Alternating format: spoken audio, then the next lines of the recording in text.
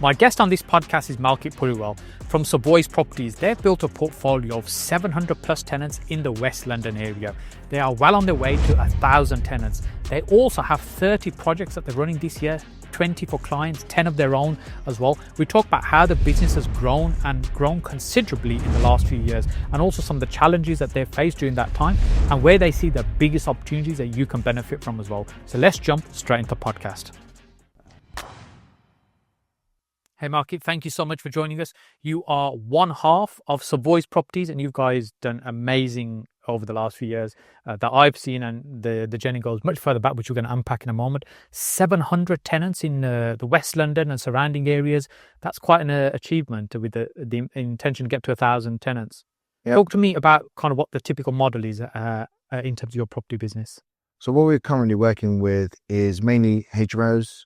So we convert defunct houses into multi-let properties, typically 6 tenants, and we use commercial properties, we repurpose those into residential units, and that's our model that we're focusing on and have been for the last 15 years. Okay, so is this taking a family house and turning it into HMOs, or do you look at existing ones, or what's your preferred method and the type of house? So a bit of both. Ideally, we want to take a house at the lowest value and then repurpose it where we can actually extract that commercial valuation. We do look at existing HMOs, but we'll be looking at ones that are really poor. Okay. And we can actually secure those at a low price and add that value. Ideally, we don't really want to purchase HMOs with a commercial valuation that we haven't converted. Yes. So commercial valuation, for somebody that's watching this or maybe not quite familiar with the concept, just explain what you mean by a commercial valuation. So typically a commercial valuation is going to be yield based on the rent that the property generates. What you tend to have with standard valuations is it's based on the RICS Red Book valuation, which is actually just valuing the price per square foot and typically what prices will be on the road. Okay. And is there a style of house you like? Do you use a cookie cutter approach, or what do you tend to look at each property and think, okay, there's potential opportunity here, and then look at how that might work? What's your approach? Yeah, so typically we'll be looking at period properties. So these are mainly like Victorian style properties. The reason for it is you can actually go into the loft. You tend to have decent loft height in there. These properties also can potentially be dilapidated a little bit because they could be probate properties where someone's passed away and it needs money spent on it. Those are for us the best ones to actually look at. Okay. And in terms of layout of those, what sort of layout do you follow with those? Yeah, so typically you have a house that will be 3 bedrooms. So what we'll tend to do is maybe have 3 ensuite rooms on the ground floor, maybe 2 on the second floor, and have maybe 1 or 2 rooms in the loft. And the model can change a little bit depending on the style of the property. You'll know yourself. Some properties tend to be a little bit longer or wider than others, and then we'll just rejig the layout to actually extract the best value. Yeah. Do you have a standard template that you like to just start with and then just tweak that slightly, or do like a blank canvas with each one? It's a blank canvas. We have like a power team, so an architect will be part of the power team. And ideally, you want to have the biggest size rooms as possible, the smallest size communal areas as possible. That way, what we tend to find is people spend more on the size of their room as opposed to the communal areas. So also with different councils, I mean, e-standards can vary as well. So we have to always bear that in mind. In some properties, we need to put in 2 kitchens, maybe 1 on the first floor, 1 on the second floor, maybe potentially 1 in the loft, depending on what the local council standards are. Yes, because you'll have national standards and then local authorities might have their own version that they want applied there as well. So do you work over a lot of different boroughs, or is it just a couple of boroughs you work within? So we grew up around Uxbridge. So we initially started investing, we were investing 30-minute drive from Uxbridge. Okay. As house prices have risen, we've now stretched that up to an hour. So we're typically based West London and then the home counties like Berkshire, Buckinghamshire. Yeah. And when you are creating these properties, is there a specific tenant type that you work as kind of target this is we're creating these for, or is that area dependent who you create for? So we work with working professionals, Okay. and the reason I started to do this was late 2000s. A graduate's salary was like 25k, and I remember speaking to a local agent in Uxbridge, and he said a studio now costs £1,000 per calendar month to rent. Add on council tax, water, electricity, other costs, you could be potentially in at £1,300. So I thought, well, 25k minus taxes, and divide that by 12. There's not a great deal of money that's actually left. Yes. And I thought at that point, with HMOs, from what I've seen, they were typically there for social housing, so DSS, NHA housing, and student housing. And the professional market was actually quite new then. There was no spareroom.co.uk, what you tend to find now, the biggest portal for HMOs. So we jumped into this in 2010, and we haven't really looked back since. Yes. And what's a typical room rate? Does it vary, or have you got a kind of general room rate that you have for your properties? So it's quite surprising. So when we first started off, we were back in 2010, most rooms were rent around about £600 plus that for an ensuite room. Following the demand for HMOs and COVID kicking in, a lot of people now don't want to share communal bathrooms. Yes. We can find what a HMO room will rent from starts from £800, and the most expensive that we rent at the moment is £1,100 per calendar month. That includes all your bills. And is that £1,100 room location driven, or size, or quality, or what's the why is that one at that price point?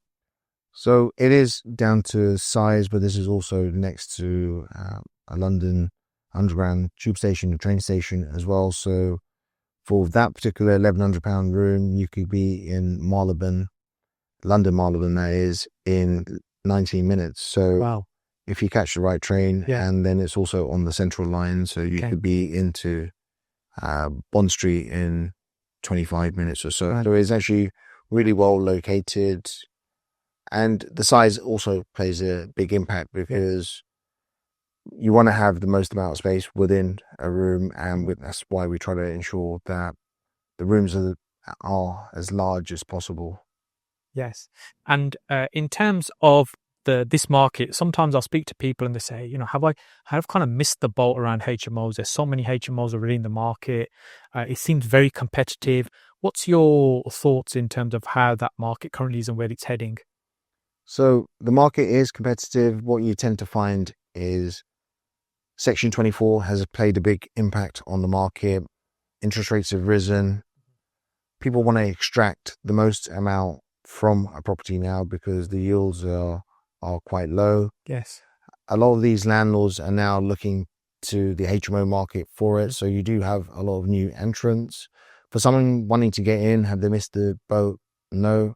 We're actually testament to that because we actually help at least 20 potential investor landlords to get on the market.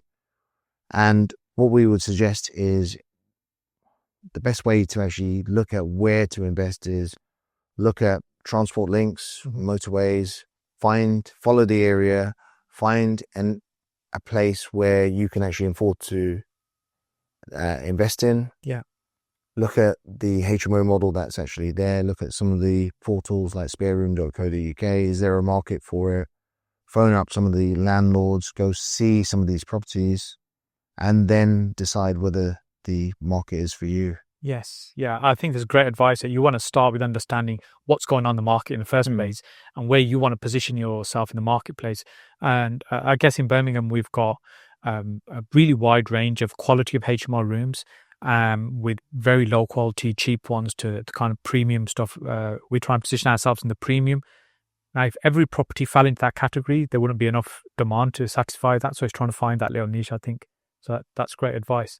And as you mentioned, you help a lot of other people. Earlier we were talking off camera, and you mentioned there's about 10 projects a year you're doing of your own and about 20 for clients. So it's about 30 odd projects you're running over a year. That's a lot of projects to manage and often a lot of stress. The Impact Network is a monthly event that we hold at our Birmingham office. Brilliant event. Mind-blowing. The idea being to help accelerate growth for property and business entrepreneurs. We get like-minded people together to learn and network from each other, and also some fantastic speakers.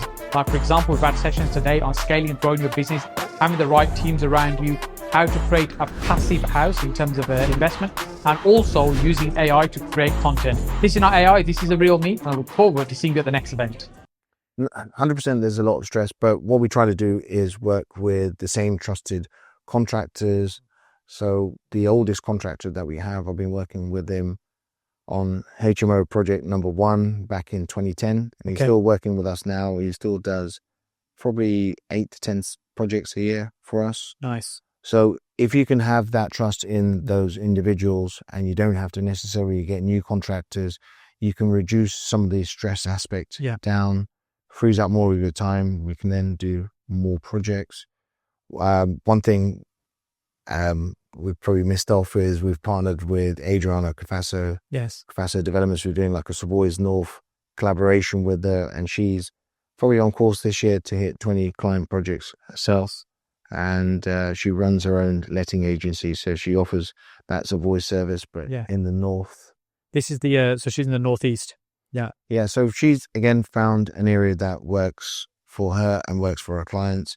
So she focuses in an Article 4 area and takes tired HMOs with a lot of the landlords that are exiting the market because they've had a good run, probably want to retire now or own the property in personal names, and it doesn't actually work well owning in personal names and exiting. And you've got some new investors that are going to purchase these sites in company names, and the strategy works quite well in a company name, and she helps these guys out with that. Yes.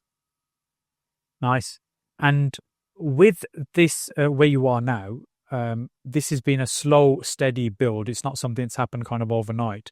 So how did this journey start about? When did you first get started in investing in property, and why? Okay, so I grew up in a poor background, and I just initially thought, well, education is the way out.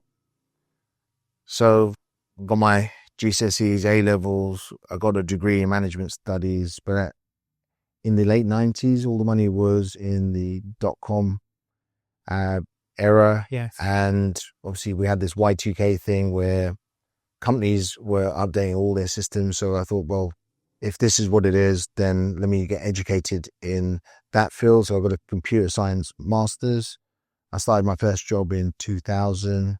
All I found was in 2001, 2 big incidents happened. One was 9/11. Yes. The other was lastminute.com floated on the stock market and the whole tech bubble burst. And I was working for a tech company. So they had 350 people that were working there. Within 2 years of that number actually falling down to 150. Wow. And I saw on a regular basis people being made redundant, like grown men crying. And I just thought, well, this is not going to be me. I've got to find something else. And I remember going home and then just looking through the local paper. And for the listeners out there, there was no Rightmove, Zoopla, or Prime Location or anything like that. Papers on, was it a Thursday night or whatever it was? Yeah, so as soon as you get that Guardian or Gazette or Leader, you have to basically go to the middle. You have the property sales section. And I remember just flicking through and I saw a house and it was up for £80,000. And typically a house like this would sell around about 150, 160. Okay. I didn't know too much about this, but I knew it was a deal. So I found out what I needed to do to get this property. I got some funding in place, which was quite easy back then. I basically found a solicitor. I went to the auction. At that time, I was still quite young, in my early 20s. So I took my dad with me. Went, purchased this site. And then I remember we've got it for £120,000. I called 3 agents around and said, look, I can sell this tomorrow, 160 easily. I then basically refinanced this, got 85% loan to value on it. So I pulled my capital out and I was able to go again twice more within that 12-month period and end up with 3 properties, which is probably a good thing because in 2003, I was actually made redundant myself at the start of the year. But by then I had actually replaced my income with this income which I was generating from properties. And then I realized, look, you're going to need to carry on doing this during my career. So I got another job in 2003 and carried on purchasing buy-to-lets. Okay. And then eventually with the property, you get a property bug. You know, you want to experiment a little bit more. So we started adding extensions. We did some new builds, but it was literally the HMO and commercial residential models that changed. So up to that point, you essentially, it was a single buy-to-lets you were doing, kind of the BRR type model, buy, add a little bit of value, just remortgage it, take your money out and kind of go again. And as you've kind of found that sweet spot, you were doing that for a little period of time, but still running the day job as well. I was still running a day job. The reason I looked at trying to find something else that was going to change the income that we were making was in 2008, I got made redundant again. Okay. So that was two jobs, two redundancies. And I just thought, this is the problem with working a corporate job in IT, because with IT, you tend to be through cycles. Mm-hmm. So you tend to be in this period where, you know, the company is investing, it needs people part of it. Yeah. And then once it comes towards the end of the cycle, you need less people. So I decided to carry on with the corporate career, but I will move more of a trading company in the city. Okay. And decided basically trying to find a strategy that will completely replace what I'm earning on a monthly basis. And, you know, when it comes to single lets, it could just take one boiler breakdown, one leak to wipe out any profit for the year. So it's not necessarily it's passive income. It potentially can be passive. You end up some issues. You know, there's no money in it. Yes, it can be difficult to live off buy-to-let income unless you have quite a substantial portfolio. So what was it about HMOs? Why kind of moving to HMOs is the thing that's going to give you higher cash flow? How did that happen? Yeah, so I had a cousin. He was qualified electrician, and he was doing the electrical certs for landlords. And he told me about someone's model. Well, he's actually told me about a guy turned up in a Bentley convertible. And I'm like, okay, what did he do? Because he runs a bunch of HMOs in Shepherd's Bush in Notting Hill, and he charges £1,000 per room for this. And he owns like 15 of them. And he's retired, and this is all he does. I'm like, okay, what makes these HMOs so special? Because if we're working professionals, they're all en suite, they're in good locations, and then there's a demand for it. So when I started to look into HMOs, okay, yes, let's understand where I can implement it, where my capital can work. So we focused on the cheapest areas in around where I lived, and the most cheapest area was a place called West Drayton. We had the Crossrail line that was going to run through West Drayton, which is now called the Elizabeth line. Okay. So basically, like what I mentioned is I just found an area on a new transport link. Yeah. And I knew the rents aren't going to go up massively from the start, but they will do once the infrastructure is in. And once infrastructure is in place, people flock to that area.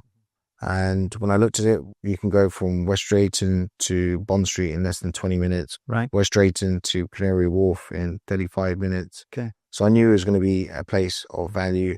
So we started building loads of ensuite rooms there. We did our first project. I believe we purchased the house for £200,000. We spent like 80k on it. Right. Got a valuation of 500k. Wow. So we were able to pull our money out and just carried that model on. And we've built up a big portfolio of professional tenants within our HMOs. So with that very first one, you saw somebody else was doing something. You think, okay, I can see there's an opportunity here. They're generating £5,000, £6,000, £7,000 from a single house here. We could probably do something similar. How did you then piece together the details of how to do that? Was it a case of asking lots of questions, learning from somebody else, or just kind of stumbling along? And yeah, so before then, I don't think yourself and others were putting YouTube videos and stuff out there. There was very little on YouTube around HMOs, and anything that there was, I watched. And so I thought, okay, well, the best way to actually learn is reach out to people that I knew that had HMOs. Yeah. And then just inspect some other people's HMOs by pretending to be a tenant. Yeah, bit of mystery shopping. Yeah, mystery shopping. So I went around a bunch of HMOs and I looked at, okay, this works well. I don't like this. And I saw like some property managers with, a massive keychain, Right. and I thought, okay, I don't really like that. Yes. So we learned from everything, noted it all down. Okay, I think if we do these HMOs, it should be keyless. I like this person. He's put individual fuse boxes in each room. Some of them have kitchenettes in the room. Okay, that actually works well. So we just made a list of this is how our HMO should be. This is the ideal thing. So we put our first HMO together, which we still own today, and it went well. But as we've got some issues or complaints that have come through, we're like, okay, well, let's ensure that the next builder doesn't use plastic piping and stuff, because if it bursts, it actually causes more headache. I'd rather have it as copper piping, and we need to basically have change the cleaning, communal cleaning from say a month to weekly in certain HMOs or bi-weekly in others. So we're just constantly always learning, and then we always look at what went well during the build as well with the builder. Have a look at what other people are doing as well, create a model that works for us, and then just replicate it. So if you look on our social media pages, when we show the HMOs, how we finish them, they're always the same. Yes. And people say, well, you should change it, put this color carpet in, or this fancy feature wall. The reason we keep it the same is because we're constantly working on a HMO, and say if the flooring gets damaged and it's a certain color, we already have that. So it's easy enough to standardize the process. Yeah. So, and the thing is, we're doing so many projects. So you've got 30 projects in a year. You want to ensure that you're able to do them one effectively well, but then you also get lower prices if you're buying the same quantity from trade outlets. So there's a lot that we've learned along the way, and we're still implementing. And by no means are we absolutely perfect. We're always looking at what went well, where we've had some delays, where we've lost some money potentially on a project, so we can ensure that we don't do that again on the next. So with a project like that, where you purchase for 200, you spend 80, you've probably done some costings, you've done some renovations before, so you've got a little idea in terms of what's going to be involved. What was your level of confidence around the end value, and how did that work out to what your anticipated figures were? So the end value, I didn't really have an idea where it's going to be. We sort of did, because Joe Bloggs in the pub said, oh mate, I'll do this HMO, it's worth this. Yes. But then when I used the broker that I've been using for quite a few years, he went with the lender, and I ended up with a red book valuation or commercial valuation. And I thought I should have had this commercial val, and my broker did tell me that. So this is the point where I actually met Carl Griggs from CPC Finance. I went to the Excel property investor show. He was on Shawbrook's stand, and I just got speaking to him. So look, this is the problem I've got. I've done a couple of HMOs and I'm being valued up. He goes, well, okay, look, here's my card. Contact me on Monday. Contacted him Monday. Got them put in. He used Shawbrook at that time. Shawbrook, I believe, were just starting off. They just rebranded from Commercial First to Shawbrook. And one of the things they were specializing in was HMOs. And I ended up using them, getting the valuation that I wanted, what I actually thought it was worth. And then this is where I've ended up building that relationship for 15 years with Carl. Still using him, still good friends and stuff with him. But that was the moment that I actually changed it. And you learn from every single person. So as a broker, you go, well, okay, what you need to do is before the valuer comes, get all your ASTs and stuff together, create a little pack for him. So, which is what we've done. And then, we've moved on from there. We create like a proper pack. And then with Shawbrook, you get a choice of valuers that you're going to use. So try to use the same ones where possible. Yes. They've seen your properties before. Yeah, they've seen it. They know what it's like. They've valued it up. And then once the first few HMOs are probably the most difficult, because you need to create valuation reports as well, which if you get another valuer that you haven't used before, can trust valuer A, end value, And that's worked well. It's helped us recycle our cash, and it's helped us to continue to invest in property. So if somebody's thinking about they want to do the commercial refinance approach based on commercial valuation, any other tips that you think would be beneficial for somebody to bear in mind if that's a route they want to try and take? I think the best thing to actually do is turn up to some events where, if you know the lender that you're going to go to, a lot of these lenders have events where they're going to be at. You can then meet them. They'll tell you what they look for. Yes. Obviously, we do events with Shawbrook Bank. We do a lot of loans with Shawbrook Bank. A lot of our clients use them. So it only makes sense that these guys turn up and they can meet the personnel behind him. And sometimes things go wrong as well, and you want to have a contact where you can actually speak to. We held an event with 300 people a couple of weeks back. Yes. That was with Lend Invest. You had a few people turned up, said to me, Malkit, can you introduce me to the guy from Lend Invest? I need to discuss a certain deal with him.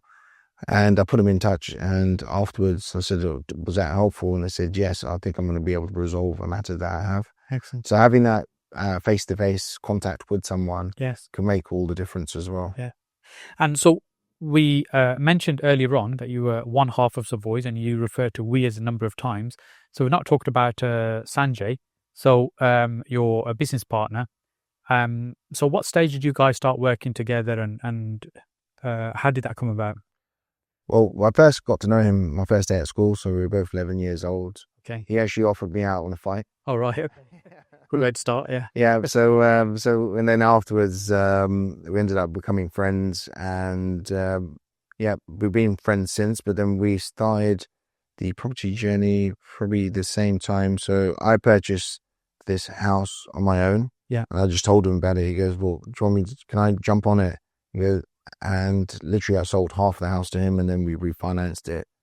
And the only reason I thought about having a partnership was because I was going to be based in the city. I didn't always have time to have a look at properties around Uxbridge, because it's an hour commute back and forth. Okay. And a lot of the viewings for auction houses and stuff are during the week. Yes. So I needed someone that had that flexibility to do that, which he did because he was working in a family business. Okay. So I used basically his site visits. We'll discuss the site after, work out a plan, and we also had different risk appetites. So he's more of a risk taker than I'm, a little bit risk averse. And I just thought, if we put the two together, we'll always ensure that we see every aspect of the deal. Yes. Because Sanjay may only see what the end value could be, but I'll see a few potential pitfalls and stuff. And it's helped us avoid some costly mistakes on sites.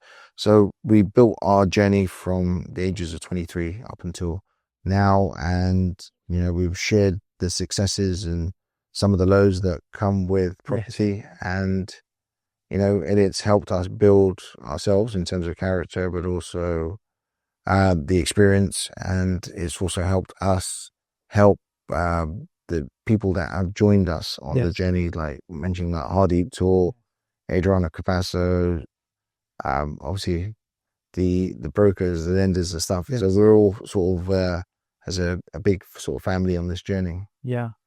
And we were talking before off camera as well about the having somebody that's an opposite type of energy to kind of work with, and that can work really well. And if someone listening to or watching this now thinking is, I don't really want to do this on my own, I want to find somebody to work with, what tips would you give to somebody in terms of the type of person they should look for and how they should find somebody like that? I think probably the first thing before even looking for someone is just to get out there and network. I know, Saj, you run events on a monthly basis, and by just turning up in a room and just speaking to people. Yes. And then just speak to the ones that are starting the journey, but speak to the ones in the middle and then the ones that are more accomplished. And you'll learn a lot from them. And then as you're out networking, you'll naturally come across someone that you could potentially work with. It's not like there's a exact checkbox exercise where if I got X, Y, Z, this is going to be a success. I think one of the key points with me is I always look at what's gone wrong with something. So when you look at someone that may be in the news that was a property developer or a letting agent, an overall property company that's gone bust. Why did it go bust? I try to find that out so I can actually learn from that. So you learn from people's successes, but you actually learn a lot more from the failure aspects. And I've seen people now over 24 years, they got a little bit too comfortable and took too bigger risks, took on too much debt, didn't have as much cash flow. Last year is a big example of it. I know many people that took on sites just assuming the market was going to turn. It's still slow. They finished off some projects, but they can't sell these flats off, especially around London where they are. And now you're stuck with some flats that you can't sell, and the bank's now chasing you for money. And the interest is occurring. I've seen some people just throw in the keys and just go bankrupt on the fact that they've just took too much risk. Yes, and I think with when you're developing to sell, or even if you're going to refinance at the end, we've got a project that's going to be a year and a half, 2 years. It's really difficult to predict where we're going to be in 2 years' time. We won't know the state of the market. So having some good safety nets in place is key. And as you mentioned, if you've got too much debt that's taken on, it's a very fine line to tread on, and the interest could quite quickly kill the deal as well. No, definitely. So I would recommend for you guys out there, if you're going to do something, have multiple exits. If you only have one exit, it could be great when the property market is booming. Look, from my experience, I think the property industry has the market has a 10-year cycle. You'll have 7 years of it's going to be pretty flat. You'll have 2 to 3 years where you'll potentially see double-digit growth. And the government may put some incentive out there where you've got a stamp duty reduction, you've got basically help to buy or something where it just makes it so easy to sell units. And I think people have got a little bit comfortable with, for example, help to buy, where the government potentially pays up to, I believe it was 35 or 45% deposit to help you buy a new build flat, and you don't have to pay that back until 5 years later. So anyone that was creating a new build flat was at a huge advantage over someone selling a refurbished flat, for example. But those same people that made millions in it took on bigger risks, taking bigger projects, and some delays happened, and they may have seen that help to buy product remove, and by the time now they finish these flats, they're unable to sell them, and it just puts them in a very, very difficult position. And the projects that you worked on, do you always keep, or have you sold some as well, or are you open to the idea of selling? Potentially open to the idea of selling at some point, but when I started off, I looked at property back in 2001, and when I looked at the historics of property, they doubled every 10 years, rents had doubled every 20. So I always had it in my mindset that let me just keep hold of this, because the older I get, I need to work less hard to actually increase my wealth, because the properties will be doing that for you. Yes. So the only times I've sold, and I think we probably sold 5 properties, is because I needed to raise capital. And at that point, I didn't have the knowledge on where I could raise money from. So with the guys at CPC, I learned, I don't necessarily have to sell this property. I can use a second charge because this site actually has a big enough amount of money that's in there. And the lender's happy for a second charge to sit behind, and it's completely okay. So when I didn't have that knowledge, we had to sell a few sites on, and some of them I wish we still kept. But this is just life. You pay for education. That's my education. Yes.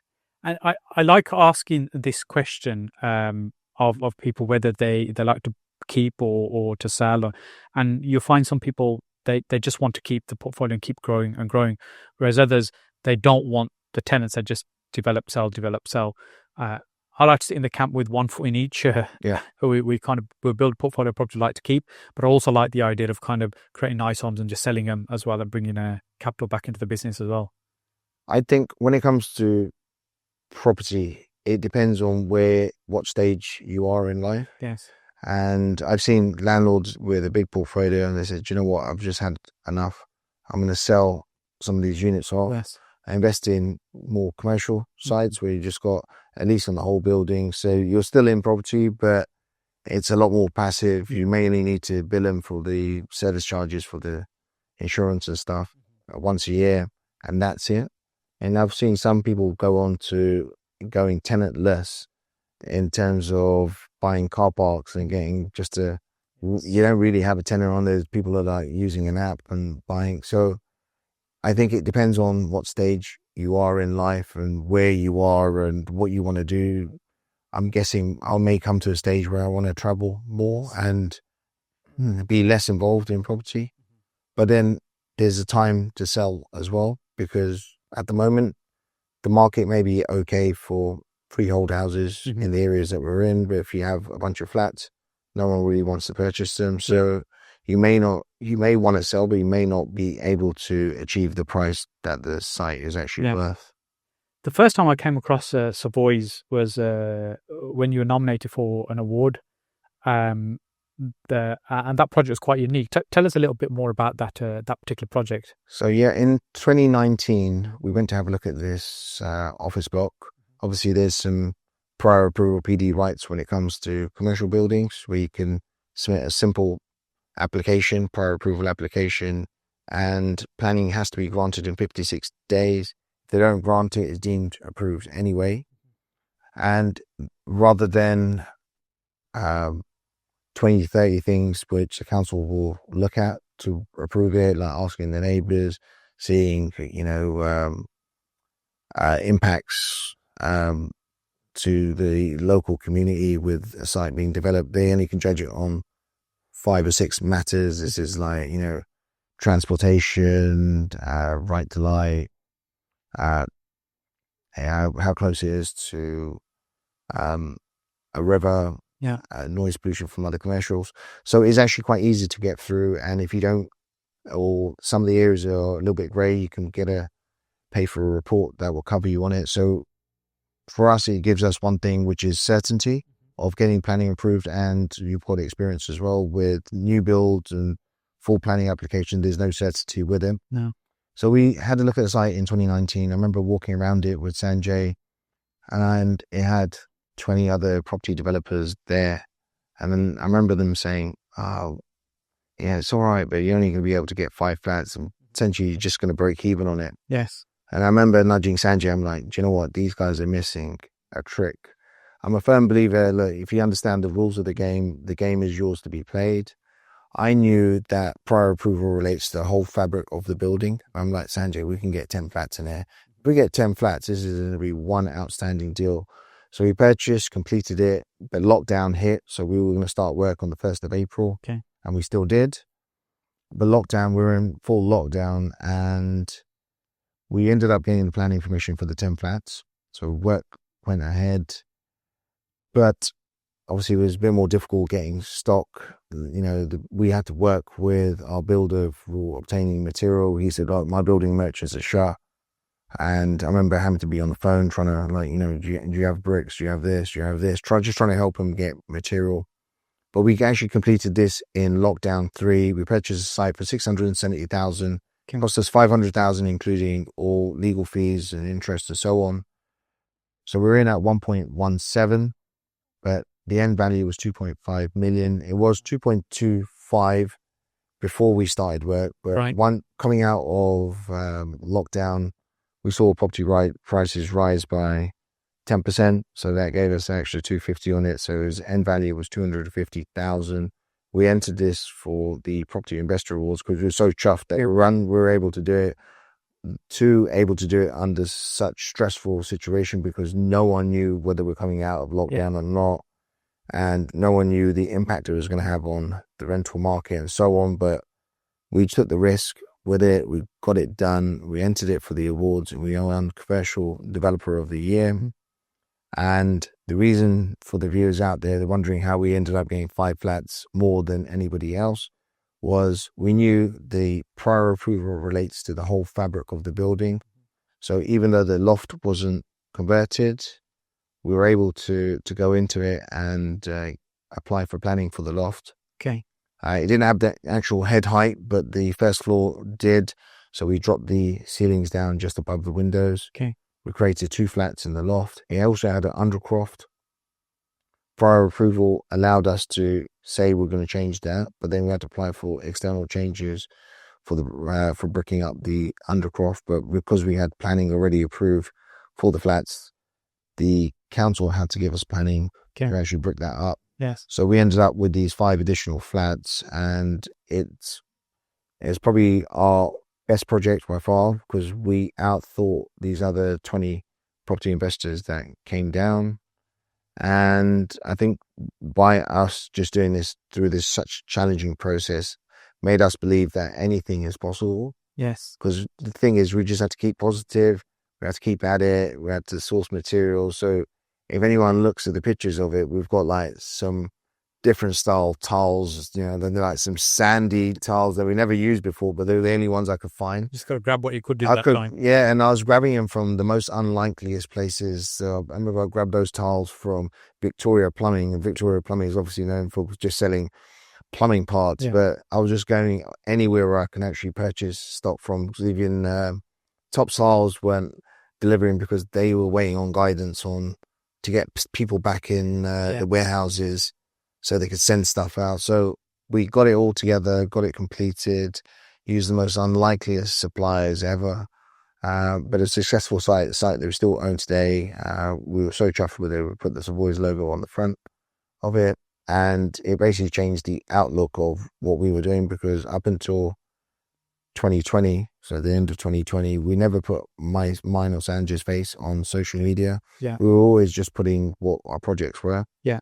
After that, our face got plastered on socials from Property Investor Awards. Yes. And then we just thought, well, let's embrace change. We never put our faces out. Let's see what would happen with it.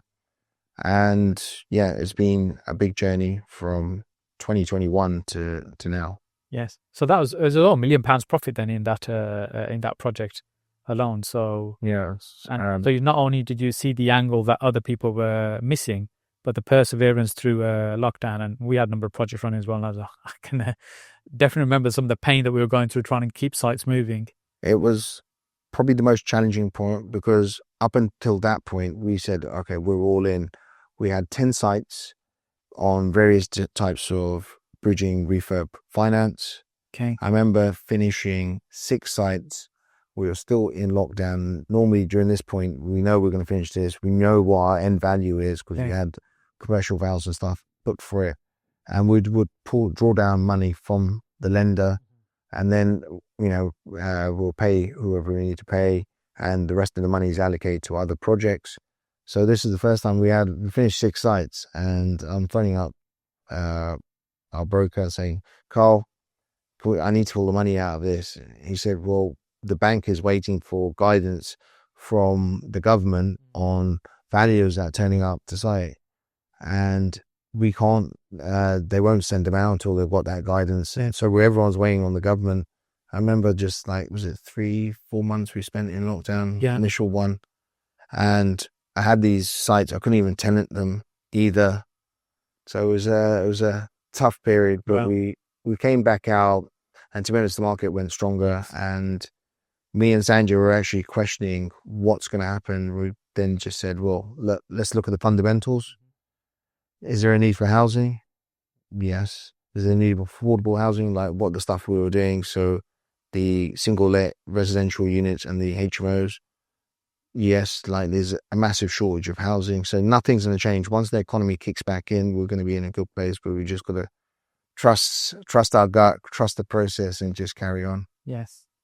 So you've been in the property space a long time now, 25 plus years, somewhere in that region. So you must have seen a huge amount of change go on during that time as well. So we've seen change from where it was actually trendy to be a landlord. Yeah. So the 2000s was what I would refer to them as dinner party landlords. They'll be the ones that will be we say, oh, I'm a property investor as well. I've bought 2 buy-to-lets in Plymouth or somewhere. Yes. And then you've had a very good boom time. So the 2000s was pretty good for the buy-to-let industry. the early 2010s was probably pretty good. But then there was a moment in 2017 where George Osborne came out and announced Section 24. No one really understood what it meant because when it was announced on the budget, but he effectively said if you own properties in personal names and you're a higher rate taxpayer, or if you add up all the mortgage interests and it makes you a higher rate taxpayer, you can only offset half the interest. So it's probably the only business in the UK where you're not actually able to offset expenses. So Yes. for me, it'll be what's the rent minus the mortgage, minus running costs or whatever. So this is your profit, you're taxed on the profit. Now it's actually changed that. It's basically encouraged people to incorporate incurring stamp duty costs and stuff. Some people have got involved on the basis of their accountants or consultancy companies and incorporated in a way maybe they're not supposed to. So Spotlight 63, and it's caused a lot of discomfort. And I believe it was the Guardian that actually said over 70 rental properties are leaving the private rented sector every day. So you're seeing a lot of these dinner party landlords have actually left. You're seeing more experienced landlords saying, well, look, the market will, you're seeing more people leave. What it's actually going to do is strengthen what your buy-to-let portfolio may be, and is actually seeing a greater need for rental properties. So people that actually have a decent property, put it up for rent, it's normally gone within a week. So I believe that the government now needs to acknowledge you need landlords. So all this anti-government stance is actually being fed through, and it's being fed through the end user, which is a voter, and they're not able to rent properties and stuff. They're gonna basically vote for a government that's gonna improve the private rented sector. So we've had some good growth, a lot of pain, some pain still to come under the current government, but I believe it will come back to a position where the government will actually respect landlords and understand the value they're actually adding. Obviously, there was rumors that corporations and stuff were going to get involved, like Lloyds Bank of becoming a big landlord themselves, but they're not able to offer that personal service that a lot of the smaller landlords did. And you're seeing it with some reviews and stuff. And a lot of these housing associations aren't able to cope, and councils are probably one of the worst landlords if you look at the disrepairs and stuff that are reported. So there is a place for landlords. I believe it will turn good again. I was speaking with someone from Allsop, and said savvy investors are actually picking up stock 25-30% below market value at the moment, because they know in 2-3 years time that the market's going to be in a good place, and if they can just buy this stock, refinance it 3 years time, they'll make a decent amount of profit on it. And in 3 years time, when it's a seller's market again, there'll be some potential uplift if you want to cash in. Yes. I'm definitely with you on that. I'm very optimistic in terms of the market. Yes, we'll go through some pain, but it'll recover. And it has done over the many, many years that sort of, I've seen it, and you've seen the market as well. So it just goes through cycles, as you said, and we've just got to ride through them.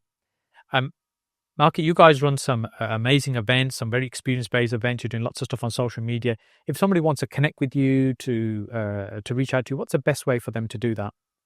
So best way is if you want to connect with us, you can see us on Instagram and LinkedIn. Quite easy, Savoy's Properties. And if you want to meet us, we run events literally every week, and there's a paid event every month that someone can attend. Yes. And we're actually now up and down the country as well. So we're doing events in Manchester, Newcastle, and majority of our events are around London. So I hope to see you guys there. Excellent. Malkit, thank you so much. We'll link those up in the description, also on the screen as well, so people can connect with you there. Really appreciate you taking the time to come and spend some time. Thank you for having me. Thank you.